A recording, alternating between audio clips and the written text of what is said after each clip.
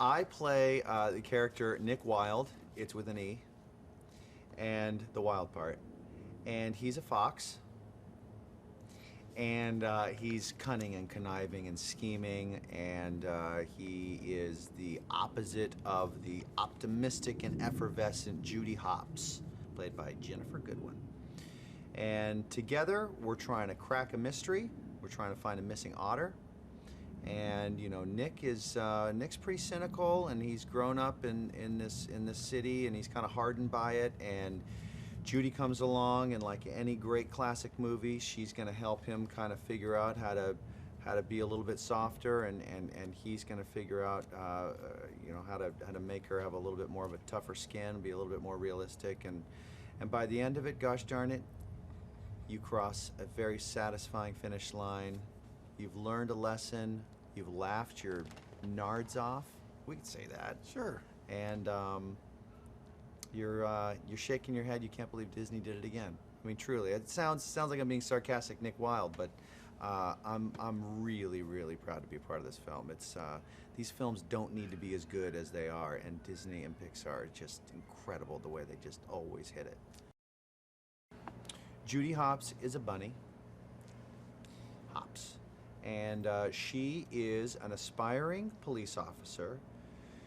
My character Nick is not sweet on her. She's law enforcement. That cramps my style because I'm a bit of a cheater. I cut a lot of legal corners, and she kind of gets the goods on me and forces me to help her crack a case. And so I'm the reluctant participant. And I, of course, learn to enjoy the process and her, and we start not getting along, we end up getting along. These are kind of boilerplate things that you've got to hit in any great classic movie, but fortunately with Disney, they know how to do it in a way where it kind of sneaks up on you, and you're laughing all the way through it. The city of Zootopia is, boy, it's like a combination of New York City and Hong Kong and Dubai and San Francisco and Orlando. It's this booming metropolis that doesn't have any people there. People just don't exist. It's just nothing but animals, all different kinds, colors, heights, widths, and clothes. They all wear clothes.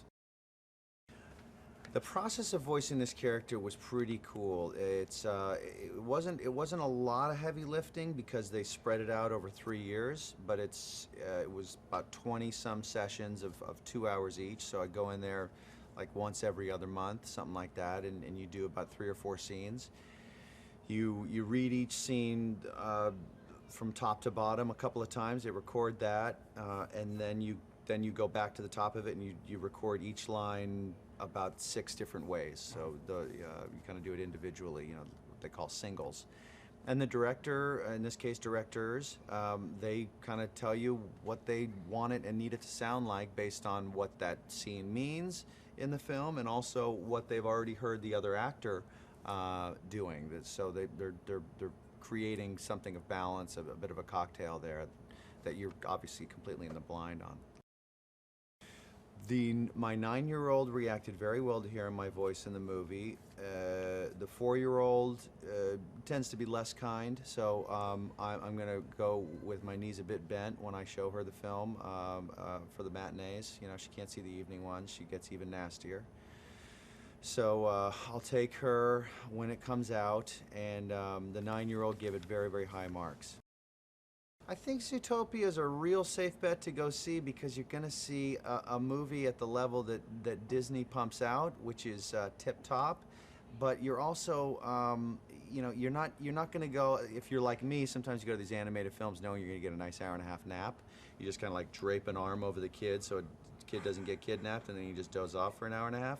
This one you're not going to, because there's about 4 or 5 different lanes of sophisticated humor and kind of political stuff too that is like incredible and ends up being incredibly topical, particularly this quarter with all the campaigning stuff going on.